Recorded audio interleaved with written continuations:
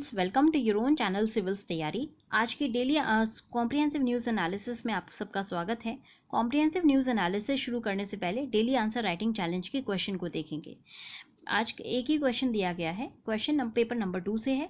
Question कहता है global problems require local solutions. Comment. वैश्विक समस्याओं के लिए स्थानीय समाधान की आवश्यकता होती है, इस पर टिप्पणी करें। तो बहुत अच्छा आर्टिकल आज आया है द हिंदू में, वहाँ से इसको सॉल्व करेंगे। तो चलिए शुरू करते हैं। सो गाइस, पहला क्वेश्चन जो हमारा आज हमें देखना है, आज हम एक ही क्वेश्चन देखेंगे। आई एम रियली सॉरी, आज मैंने ORF को पूरा छाना था तो बहुत अच्छा कोई आर्टिकल नहीं है। वही चाइना का इशू है, वही आपका जो है साइबर वाले इश्यूज़ हैं, और एक जो है आपका सेटेलाइट से रिलेटेड है कि earth observation satellite climate change के लिए अच्छी हैं, तो ये हम पहले से ही जानते हैं। बाकी कोई ऐसा इंपॉर्टेंट इशू नहीं है। डाउन टू अर्थ में भी कुछ नहीं आया था ऐसा जिसको हम डिस्कस कर सकें। जो आपका EBW है उसका नया जो आएगा वो 15 जुलाई को आएगा, तो बहुत पुराने हैं वहाँ पे भी टॉपिक्स जिनका हम डिस्कशन कर चुके हैं, तो कुछ भी ऐसे इंपॉर्टेंट मुझे कहीं और मिला नहीं। आज जो हमें हिंदू में डिस्कस करना है वहाँ से ही हमने एक ही क्वेश्चन, इसलिए हम डिस्कस करेंगे। पहला क्वेश्चन जो आज हमें देखना है वो है कि global problems require local solutions. ठीक है, अब देखिए ग्लोबल प्रॉब्लम्स के लिए हमें लोकल सॉल्यूशन चाहिए। इसमें हमें यहाँ पे जो है हमें आर्टिकल लिखना है। अब अगर इस क्वेश्चन को हमें एड्रेस करना है ना, सबसे पहले हमें क्वेश्चन को एड्रेस करने के लिए introduction, body, conclusion, IBC approach पे हम जो है कोई भी क्वेश्चन एड्रेस करते हैं। अब अगर हम ग्लोबल प्रॉब्लम्स की बात करें तो इस वक्त जो सबसे बड़ी प्रॉब्लम है वो कोविड है। ये ग्लोबल प्रॉब्लम है और इसके क्यों हमें लोकल सॉल्यूशंस चाहिए, तो हम जो है जस्टिफाई कर सकते हैं बाकी प्रॉब्लम्स के लिए भी। यहाँ पे 2 प्रॉब्लम्स ली गई हैं, एक तो कोविड आपकी ली गई है और सस्टेनेबल डेवलपमेंट गोल्स लिए गए हैं, और इनको हम कैसे लोकल सॉल्यूशंस के थ्रू सॉल्व कर सकते हैं वो बताया गया है इस आर्टिकल में। बहुत ही ब्यूटीफुली बताया गया है। तो चलिए देखते हैं क्या बताया गया है इस आर्टिकल में। तो इस आर्टिकल को अरुण मायरा जी ने लिखा है, जो कि प्लानिंग कमीशन के में रह चुके हैं पहले। तो बहुत ही इन डेप्थ आर्टिकल है, बहुत अच्छी चीज़ें आज आपको सीखने को मिलेंगी इस आर्टिकल से। आर्टिकल में कहा गया है कि गवर्नेंस के जो सिस्टम्स हैं किसी भी लेवल पे हो, चाहे वो ग्लोबल हो, नेशनल हो, लोकल हो, वो जो है फॉल आउट को, स्ट्रेस को जो है महसूस कर रही है कोविड-19 की वजह से। और ये जो कोविड-19 है ये एक ग्लोबल प्रॉब्लम है। इसने जो है हमारे जो सिस्टम्स हैं, मतलब जो हमारा गवर्नेंस का सिस्टम है, उसकी डिज़ाइन के अंदर प्रॉब्लम्स को रिवील किया है। अब देखिए, अगर हम गवर्नेंस सिस्टम की बात करें, सिस्टम जो है एक सब पार्ट से बनता है। सिस्टम मतलब सम ऑफ होल। गवर्नेंस जिन जिन चीज़ों से की जाती है उसको हम गवर्नेंस सिस्टम बोलते हैं। ठीक है, गवर्नेंस सिस्टम छोटे छोटे सब सिस्टम्स का बना होता है। फॉर एग्जांपल, इकोनॉमी हो गया, हेल्थ हो गया, हेल्थ का गवर्नेंस हो गया, इकोनॉमी का गवर्नेंस हो गया, फिर आप देख सकते हैं लॉजिस्टिक का गवर्नेंस हो गया, बिजनेस का गवर्नेंस हो गया, फिनेंस का गवर्नेंस हो गया, एडमिनिस्ट्रेशन हो गया। ये छोटे छोटे पार्ट्स हैं जो मिल करके जो है गवर्नेंस के पूरे सिस्टम को बनाते हैं। अब यूजुअली क्या होता है कि ये अपने साइलोज में काम करते हैं। साइलोज मतलब ये अकेले अकेले काम करते हैं, इंडिपेंडेंटली काम करते हैं। और जब हम इंडिपेंडेंटली इनकी प्रॉब्लम्स को सॉल्व करने लगे तो हमने ये पाया, क्योंकि देखिए सम इज़ मतलब सम अपने पार्ट से बना होता है ना, सम इज़ मतलब whole is a sum of its part, ऐसा कहा जाता है। तो ये जो होल है गवर्नेंस सिस्टम, ये अपने पार्ट्स का सम है, और ये पार्ट्स जो है सब सिस्टम्स हैं। अब मान लीजिए प्रॉब्लम आई हेल्थ केयर में, जैसे कि कोविड-19 की प्रॉब्लम हेल्थ केयर के सब सिस्टम में आई। अब इस सब सिस्टम को सही करने के लिए हमने क्या किया, लॉकडाउन को इम्पोज कर दिया। बट इस लॉकडाउन ने साइड इफ़ेक्ट किसको दिया, इकोनॉमी को जो है साइड इफ़ेक्ट दिया, और इकोनॉमी को प्रॉब्लम्स हुई, लॉजिस्टिक्स को प्रॉब्लम्स हुई, फिर हमारी जो बाकी सिस्टम्स हैं उनको भी प्रॉब्लम्स फेस करनी पड़ी। तो हमने ये देखा कि अगर हम एक पर्टिकुलर सब सिस्टम के लिए सॉल्यूशन बनाते हैं तो वो बाकी सब सिस्टम के लिए बैकफायर कर जाता है। अगर हमने ग्लोबल लेवल पे, एक बड़े लेवल पे पर अगर हमने सॉल्यूशन बनाया एक सब सिस्टम के लिए, अब क्योंकि ये साइलोज में काम कर रहे हैं तो दूसरे सब सिस्टम पे इसका साइड इफ़ेक्ट पड़ता है। ये चीज़ हमने देखी, और इसीलिए जो है मैनेज करना, जो क्राइसिस हैं उनको मैनेज करना हमारा जो गवर्नेंस सिस्टम है उसके लिए काफ़ी डिफ़िकल्ट हो जाता है। एक और चीज़ ये है, जैसे अगर हम इवन हेल्थ की बात करें तो हेल्थ में हमने जो है जो रिसोर्सेज हैं उनको डाइवर्ट कर दिया कोविड के लिए। इससे क्या प्रॉब्लम हुई, इससे ये प्रॉब्लम हुई कि बाकी जो हेल्थ केयर फैसिलिटीज़ हैं तो रिसोर्स का जो डाइवर्जन हो गया, उससे बाकी जो डिजीज़ेज़ थी जैसे कि कैंसर हो गई, फिर बाकी जो आपके वैक्सीनेशन, आपने सुना होगा कि वैक्सीनेशन के प्रोग्राम्स जो है नहीं हो पाए थे, माल न्यूट्रिशन क्रिएट हो रहा है। तो ये जो है रिसोर्सेज के डाइवर्जन से बाकी जो हेल्थ की फैसिलिटीज़ थी वो नहीं हो पाई। तो इसी वजह से अगर हम एक single solution, one point solution बनाते हैं, उससे क्या होता है कि हमारे जो सब सिस्टम्स के छोटे छोटे पार्ट्स होते हैं, सब सिस्टम्स या फिर सब सिस्टम्स के इवन फर्दर सब सिस्टम्स, उनको प्रॉब्लम्स फेस करनी पड़ती है। सारी जो प्रॉब्लम्स हैं वो एक साथ सॉल्व नहीं हो पाती हैं एक सिंगल वन पॉइंट जो हमारा सॉल्यूशन है उससे।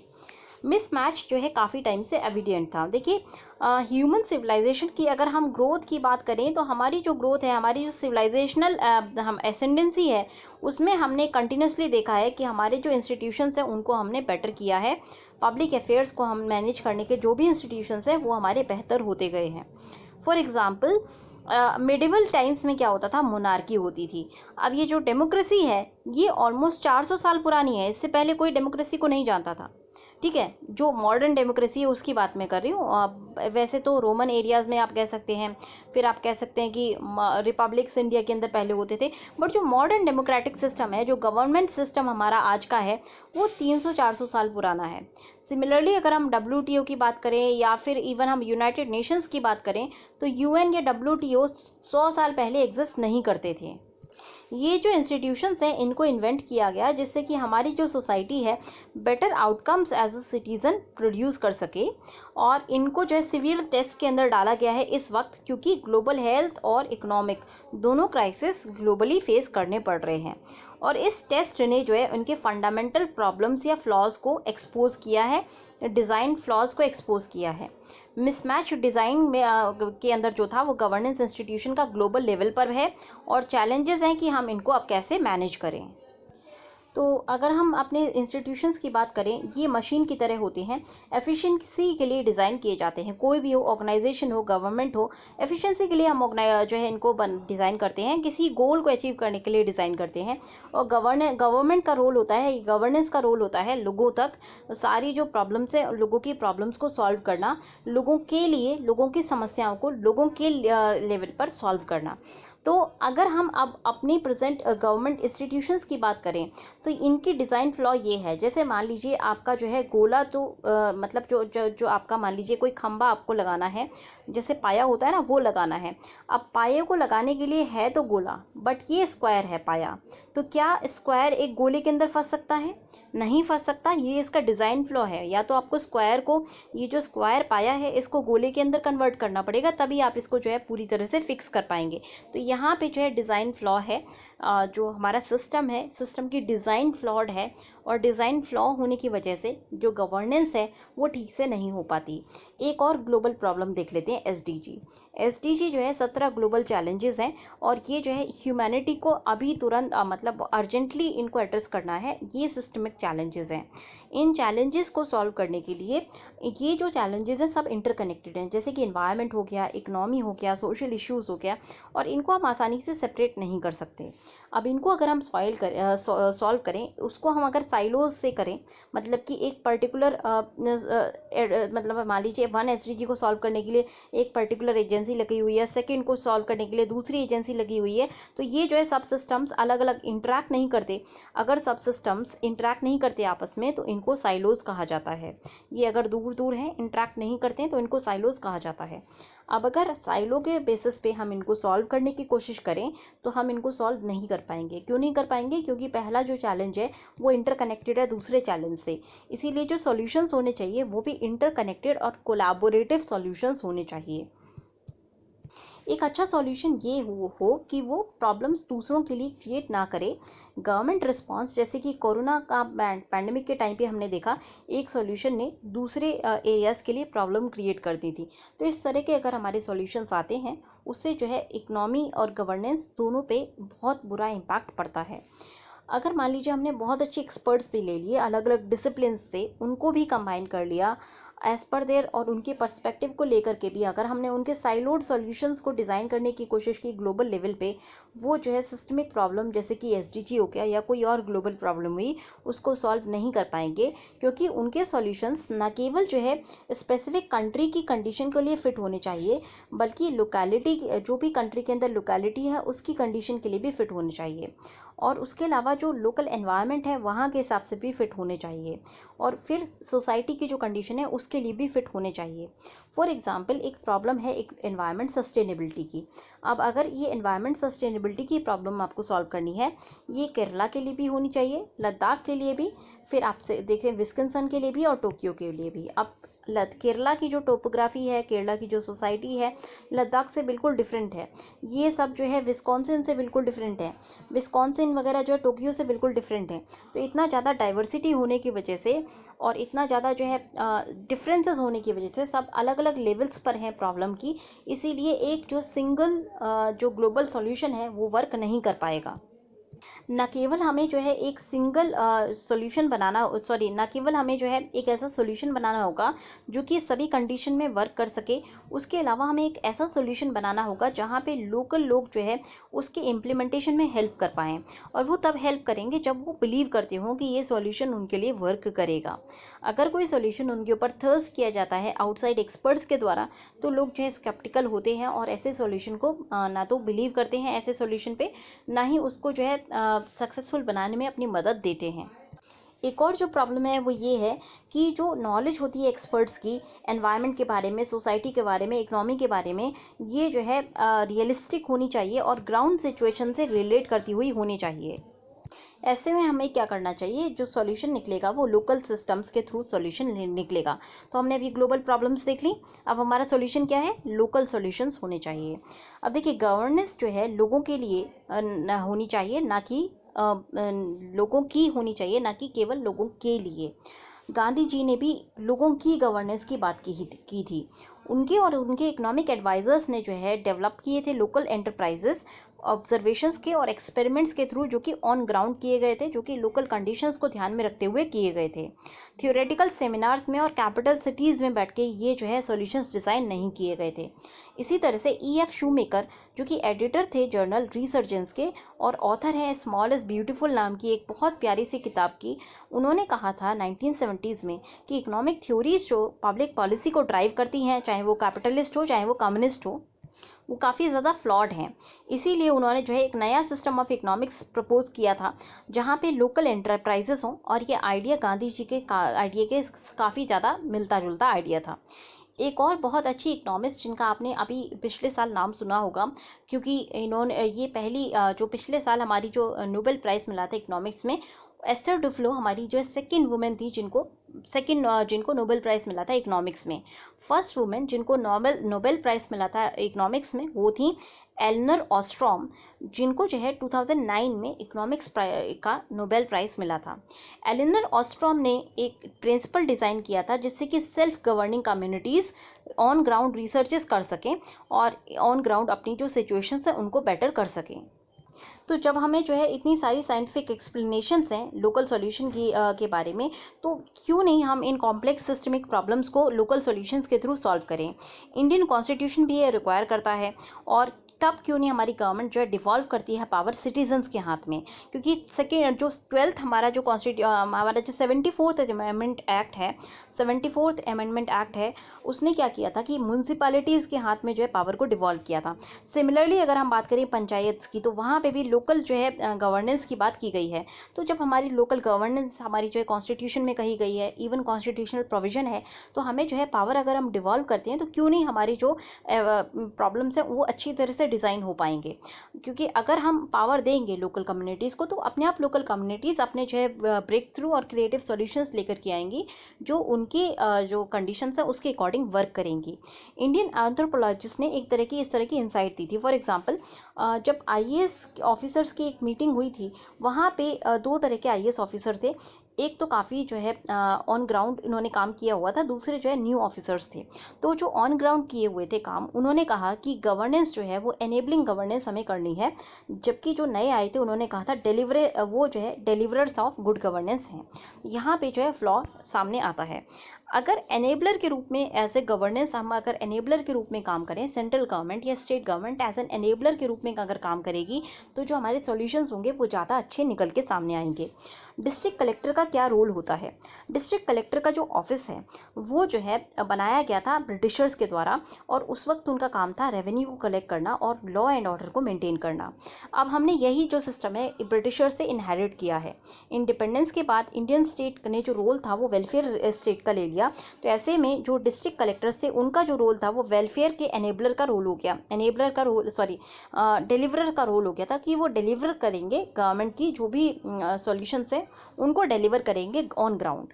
यहाँ पे एक पैटर्नलिस्टिक जो है रिलेशनशिप डेवलप हुआ था गवर्नमेंट के और सिटीजन्स के बीच में, जहाँ पे गवर्नमेंट को पता होता है क्या बेस्ट है और वो जो है सिटीजन्स को सॉल्यूशंस डिज़ाइन करके देती है, चाहे सिटीजन्स के लिए वो सॉल्यूशंस वर्क करें या ना करें। इसी वजह से बहुत सारी जो है स्कीम्स बनती हैं और उनको उनकी मिनिस्ट्रीज, डिपार्टमेंट्स, फंक्शनरीज, साइलोज में जो है वो इन चीज़ों को, स्कीम्स को मैनेज किया जाता है। इसीलिए आपने देखा भी होगा कि बहुत सारी स्कीम्स ओवरलैपिंग भी हो जाती हैं।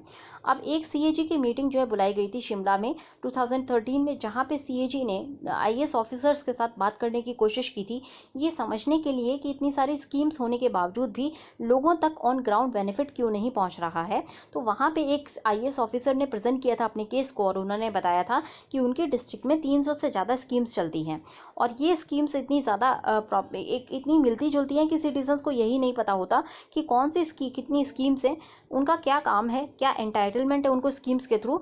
और even as an IAS officer, even IAS officer को इन स्कीम्स को इंटेंगल करना, समझना काफ़ी मुश्किल लग रहा था। तो ऐसे में जब जो डिलीवरर है उसी को स्कीम्स के बारे में अच्छी जानकारी नहीं है, वो इतना ज़्यादा कन्फ्यूज है, तो आप समझ सकते हैं कि हमारी जो बाकी जनता होगी उसको कितना ज़्यादा कन्फ्यूजन होता होगा, कितनी ज़्यादा परेशानी झेलनी पड़ती होगी।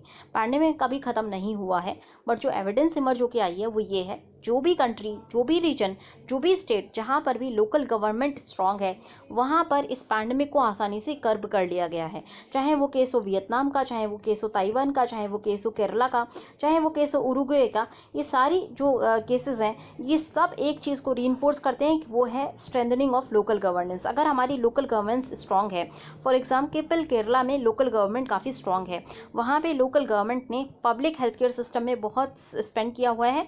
Public health care system, community health care system बहुत स्ट्रांग था, इसीलिए हेल्थ का जो प्रॉब्लम थी आसानी से सॉल्व हो गई केरला में। उसके साथ साथ बहुत स्ट्रिंजेंट वहाँ पे लॉकडाउन नहीं लगाने पड़े, जिससे कि इकोनॉमी भी इतनी बुरी शेप में नहीं है। यही चीज़ हम ताइवान के लिए कह सकते हैं और यही चीज़ उरुग्वे या फिर वियतनाम के लिए भी सही बैठती है। तो हाइपोथेसिस ये है कि जो स्टेट्स या जो कंट्रीज़ जहाँ पे लोकल गवर्नेंस स्ट्रांग थी उसने बाकियों से अच्छा परफॉर्म किया है। यहाँ पे और रिसर्चेस करने की ज़रूरत है कि किस तरह से जिससे कि हम इंसाइट डेवलप कर सकें कि किस तरह का जो गवर्नेंस सिस्टम है वो बेटर परफॉर्म कर पाएगा। क्योंकि केवल अगर हम लोकल गवर्नमेंट सिस्टम की अगर हम बात करें तो वो बाकी एक कंट्री स्पेसिफिक प्रॉब्लम्स हो गई, जैसे कि टेरर की हो गई या फिर आपकी जो है सिक्योरिटी की प्रॉब्लम हो गई, इनको सॉल्व नहीं कर पाएगा। तो हमें एक हाइब्रिड सिस्टम डिज़ाइन करना है और इस हाइब्रिड सिस्टम को डिज़ाइन करने के लिए प्रॉपर रिसर्च की ज़रूरत है, जिससे कि हम एक अच्छा हाइब्रिड सिस्टम डिज़ाइन कर सकें जो कि लोकल सिस्टम को भी जो है स्ट्रेंथन करे, साथ साथ हमारी जो सेंट्रलाइज्ड प्रॉब्लम्स हैं उनको भी जो है जो कुछ ऐसी प्रॉब्लम जो सेंट्रल तरीके से सॉल्व हो सकती है उनको भी हम सॉल्व कर पाएँ। तो ये ऐसे हाइब्रिड सिस्टम की आज ज़रूरत है।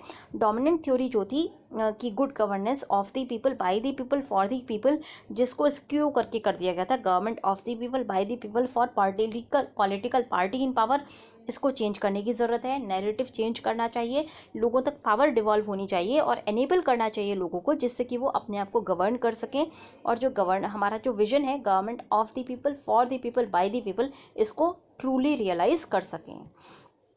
नेक्स्ट जो आर्टिकल है टू whomsoever इट में कंसर्न इन आईएनसी, काफ़ी पॉलिटिकल आर्टिकल है। दूसरी चीज़, यहाँ से कोई भी आपका क्वेश्चन नहीं बनेगा, तो ये आज आपको बिल्कुल नहीं पढ़ना है। आप चाहें तो अपने नॉलेज के लिए पढ़ सकते हैं। फिर भी उससे बेटर आर्टिकल ये है आपका एक क्राइसिस इन द पॉज, ये भी आपको नहीं पढ़ना है। अगेन ये आपका जो है पूरा राजस्थान के इशू पे आर्टिकल है। आपने बहुत ज़्यादा न्यूज़ में देखा होगा किस तरह से सचिन पायलट और अशोक गहलोत जी के बीच में प्रॉब्लम्स चल रही हैं।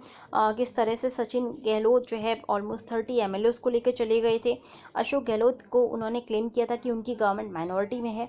फिलहाल ये जो पॉलिटिकल क्राइसिस है राजस्थान में, उसके ऊपर ये आर्टिकल दिया हुआ है। अगेन ये आपको पढ़ने की ज़रूरत नहीं है, क्योंकि अगेन ये आर्टिकल आपका एग्जाम में किसी तरह से नहीं आएगा। नेक्स्ट जो हमें देखना है गेन्स फ्रॉम रेन्स। अब यहाँ पे बात की गई है कि एक अच्छा अगर मानसून का स्पेल होता है तो उससे न केवल गुड न्यूज़ फार्मर के लिए होता है, बल्कि इकोनॉमी के लिए भी ये गुड न्यूज़ के रूप में आता है। अब इंडिया के अभी तक ऐसा अपीयर होता है कि इंडिया का जो मानसून होगा इस साल काफ़ी अच्छा होगा। जब भी प्रॉब्लम्स आती हैं, हमने ये देखा है कि हमारी जो रूरल एरियाज़ हैं वो इंडिया को प्रॉब्लम से निकालने में सक्षम रहते हैं, और उसमें एक बहुत बड़ा हाथ होता है मानसून का। इस बार की जो मानसून फेवरेबल आ रही है, उससे कहीं ना कहीं एक जो पॉजिटिव साइंस आ रहे हैं कि शायद हमारा इकोनॉमिक रिवाइवल हो पाएगा बिकॉज ऑफ गुड मानसून्स। जो रीसेंट डेटा आईएमडी ने शेयर किया है वो ये दिखाता है कि जो हमारे 14% मानसून है सीज़न की, वो ऑलरेडी अचीव हो गई है। जुलाई के मंथ में 17% जो है मानसून का स्पेल देखा जाता है। और अगर हम मानसून की बात करें तो मानसून का जो प्रोसेस है कभी कभी जो है 1 हफ्ते तक डिलेड हो जाता है। जून का एक ऐसा महीना है जब मानसून अपनी जर्नी जून में बिगिन करता है। ऑलमोस्ट केरला में जो टेक्स्ट बुक डेट दी जाती है वो 1 जून की दी जाती है कि 1 जून से जो है ऑलमोस्ट मानसून बिगिन करने लगता है अपनी जर्नी। फिर 2 ब्रांचेस में मानसून ट्रैवल करता है। अगर ये इंडिया है तो एक हमारा अरेबियन सी ब्रांच जो कि केरला के कोस्ट पे स्ट्राइक करती है, दूसरा जो है यहाँ से टकरा करके बे ऑफ बंगाल की तरफ चली जाती है और बे ऑफ बंगाल से साउथ ईस्ट से जो है इंडिया में एंटर करती है। ये दोनों ब्रांचेस जो है मेनलैंड में जाके मर्ज कर जाती हैं, और इन ब्रांचेस की वजह से मानसून स्ट्रेंथन होकर बाकी parts of India, northern India और वेस्टर्न इंडिया में मानसून के स्पेल को बरसाता है या बारिश पहुँचाता है। तो ये जो मर्जिंग होती है 15 जुलाई हो पाती है, और 15 जुलाई तक almost all parts of India में जो है मानसून 15 जुलाई के बाद पहुंच पाता है। आईएमडी ने कभी भी ये फोरकास्ट नहीं किया था कि जो जून की रेन है उसका जो पेस और जर्नी है वो इतनी तेज़ी से पहुंच पाएगी, जून की रेन्स इतनी तेज़ी से और इतने लंबे एरिया को कवर कर लेंगी।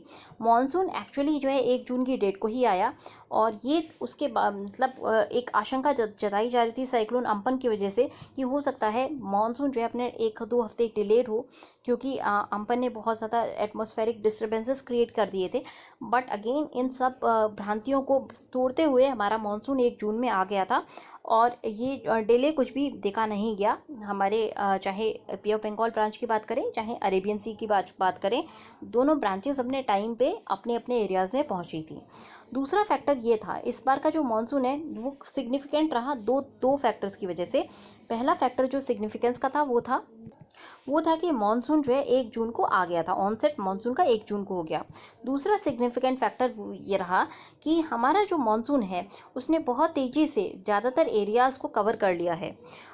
अभी जो मानसून ने ऑलमोस्ट नॉर्दर्न और वेस्टर्न बॉर्डर्स को कवर कर लिया। यूजुअली ये कवर करता है नॉर्दर्न बॉर्डर या वेस्टर्न बॉर्डर को 8 जुलाई के आसपास कवर कर लिया था। यूजुअली ये कवर करता है 15 जुलाई को। तो यूजुअली जो है 15 जुलाई के बाद वेस्टर्न बॉर्डर या नॉर्दर्न बॉर्डर को कवर करता है मानसून, बट इस बार 8 जुलाई तक कवर कर चुका है।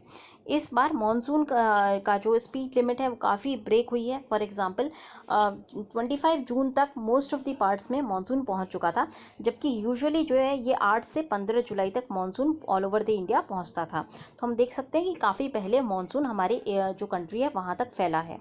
इसका नेट रिजल्ट क्या होगा? इसका नेट रिजल्ट होगा कि हमारे पास रेनी डेज बढ़ जाएंगे। रेनी डेज के बढ़ने से क्या होगा कि फेयर डिस्ट्रीब्यूशन हो जाएगा बारिश का पूरे अक्रॉस द कंट्री। और आईएमडी के रिकॉर्ड शो करते हैं कि इस जो डेली ड्रॉप है वो बहुत ज़्यादा नहीं रही, नॉर्मल से बहुत ज़्यादा डिफरेंसेस डेली के रेनफॉल में नहीं आया है। नॉर्थ वेस्ट ऑफ इंडिया में जो है केवल 3% का डेफिसिट है, बाकी एरियाज़ में 13 to 10% तक 20% तक सरप्लस जो है मानसून देखने को मिली है। अब इस एक्सेस मानसून का या अच्छी मानसून का क्या बेनिफिट होगा? एक्सेस मानसून का या अच्छी मानसून का क्या बेनिफिट होगा? पहली चीज़ ये है, जल्दी आने से अगर कोई ब्रेक आता है मानसून में तो उससे क्या होगा कि ऑलरेडी बहुत सारे एरियाज़ में मानसून हो चुका है। अब अगर ब्रेक पड़ता भी है तो ड्रॉट की कंडीशन नहीं आएगी, तो ड्रॉट की कंडीशन बच जाएगी। यहाँ से हमारी जो रूरल डिस्ट्रेस है उसकी प्रॉब्लम क्रिएट नहीं होगी। दूसरा जो है, खारिफ का ये सोइंग सीज़न है और सोइंग सीज़न के वक्त पानी की अच्छी खासी आवश्यकता पड़ती है। तो पानी की जो आवश्यकता है वो बारिश ने जो है कंप्लीट कर दिया, तो खारिफ का जो सोइंग सीज़न है वो आसानी से जो है हो पाएगा। और जो 2 महीने जहाँ पे मतलब जून और जुलाई और अगस्त की जो बात है, जहाँ पे 2/3 हमारी मानसून कंसंट्रेटेड रहती है, उससे पहले ही काफ़ी सारी मानसून, काफ़ी जो बारिश है वो बहुत सारे एरियाज़ में हो चुकी है। तो अगर यहाँ पे ब्रेक लेती है मानसून तो बहुत ज़्यादा ब्रेक का इम्पैक्ट नहीं पड़ने वाला। ठीक है, प्रोलॉन्ग ब्रेक कभी कभी जैसे कि हमने देखा था कि ड्रॉट को क्रिएट कर देते हैं, पर ये ड्रॉट की कंडीशन अभी फ़िलहाल के लिए हम नहीं महसूस करेंगे, क्योंकि मानसून ऑलरेडी बहुत सारे एरियाज़ में सरप्लस में हो चुका है। मीटरोलॉजिकल डेटा की अगर हम बात करें आईएमडी के द्वारा जो कलेक्ट होता है, तो हमने ये देखा है कि मीटरोलॉजिकल डेटा शॉर्ट रन में और मीडियम टर्म में अच्छा नहीं आ रहा है। तो आईएमडी को ये जो कलेक्शन ऑफ डेटा है वो इम्प्रूव करना होगा, जिससे कि मानसून को और बेटर तरीके से प्रेडिक्ट किया जा सके और लोग जो है तैयार रह सकें मानसून की वैगरीज के ऊपर। मानसून के जो भी मानसून का चेंजेस हैं उसके लिए लोग तैयार रह सकें, अपने आप को तैयार कर सकें। तो आज के डिस्कशन में इतना ही। अगर आपको पसंद आया हो तो लाइक करना ना भूलें। Thanks a lot and have a good day. और चीज़ जो गाइस मैं आपको रिमाइंड करना भूल गई थी, अब मैंने जो है स्टैटिक क्वेश्चन देना भी शुरू कर दिया है। एक दिन आपको जो है क्वेश्चन दिया जाएगा। अभी तो पॉलिटी के क्वेश्चंस दे रही हूँ मैं, और भी सब्जेक्ट्स के क्वेश्चन देना शुरू करूँगी। पहले दिन आपको क्वेश्चन दिया जाएगा, आप एक्सपेक्ट किया जाता है कि आप आंसर लिखेंगे। आंसर जो है नेक्स्ट डे आपको सॉल्व जो है चेक करके मिलेगा। जैसे आज आपने आंसर लिख के दिया तो कल आपको आंसर सॉल्व करके मिल जाएगा, सॉरी चेक करके मिल जाएगा। साथ साथ आपको एक सैम्पल आंसर भी दिया जाएगा। सैम्पल आंसर आपको दिया जाएगा, मतलब पॉइंटर्स दिए जाएंगे क्या क्या आपको आंसर में इंक्लूड करना है। और ये सारी चीज़ें आपको हमारे जो है टेलीग्राम के चैनल पे मिलेंगी, तो टेलीग्राम का चैनल जल्दी से ज्वाइन कर लीजिए, @सिविल्स तैयारी। उसके अलावा एक और चीज़ हमने कंडक्ट की है, हम जो है आपके लिए टेस्ट करा रहे हैं गूगल फॉर्म्स पे। तो गूगल फॉर्म्स के जो टेस्ट हैं ये आपके लिए ओपन है, फ्री ऑफ द कॉस्ट है। इससे आपको क्या फ़ायदा होगा, जो रियल एग्ज़ाम होता है ना, जैसे ऑनलाइन एग्ज़ाम्स आप बैठ के करते हैं, जो जैसे इनसाइट्स हो गया या बाकी जो आपकी बहुत सारी कोचिंग्स हैं, बहुत आपको महंगा जो है वो लगाती हैं। हम आपके लिए जो है हर वीक टेस्ट डिज़ाइन करेंगे और इवन डेली टेस्ट भी आपको देंगे। डेली टेस्ट में आपके 20-30 क्वेश्चंस रहेंगे और वीकली टेस्ट में आपके पूरा फुल लेंथ टेस्ट होगा। ये सब फ्री ऑफ दी कॉस्ट है, बट आपको जो है गूगल फॉर्म में पार्टिसिपेट करना होगा। ये फॉर्म्स भी आपको जो है अगेन हमारे टेलीग्राम के चैनल पे रोज़ रात को 8 बजे लिंक आपको दे दिया जाएगा, जिससे कि आप अपने अपने टाइम पे जो है इसको सॉल्व कर सकें। तो ये सब आपको बेनिफिट लेने के लिए आपको ज्वाइन करना होगा हमारा टेलीग्राम का चैनल @सिविल्स तैयारी। आई होप आपको जो है सिविल्स तैयारी से थोड़ी बहुत हेल्प मिल रही होगी, और भी आपके लिए अच्छे प्रोग्राम्स लेकर के हम आ रहे हैं। जून का अभी हम जो है जून से पहले अभी हम करंट अफेयर्स की हम बात कर रहे थे, तो जून का करंट अफेयर कवर करेंगे, बट अगेन उससे पहले मार्च से लेकर के मई तक का जो है करंट अफेयर्स कवर किया जाएगा सभी सब्जेक्ट्स का। तो ये सीरीज़ अभी जो है इसका हमने पीपीटीज बनानी शुरू कर दी हैं। 1-2 दिन में ये आपकी लाइव हो जाएगी। उसके अलावा आपको इकोनॉमिक्स में प्रॉब्लम आ रही है तो इकोनॉमिक्स की प्रॉब्लम भी आपको सॉल्व करके दी जाएगी। इकोनॉमिक्स और एनवायरनमेंट के लेक्चर्स भी मैं अपलोड करने वाली हूँ। जुड़े रहिए हमारे साथ, अपने फ्रेंड्स के साथ शेयर कीजिए। और प्लीज़ जो है, एक मेरे पास इतना ज़्यादा पैसा नहीं है कि मैं प्रमोट कर सकूं, तो यहाँ पे मैं चाहूँगी कि आप जो है मेरे एडवोकेट्स का काम करें और प्रमोट करें, जिससे कि मैं अच्छे अच्छे वीडियोज़ आपको बना के दे सकूँ। Have a good day.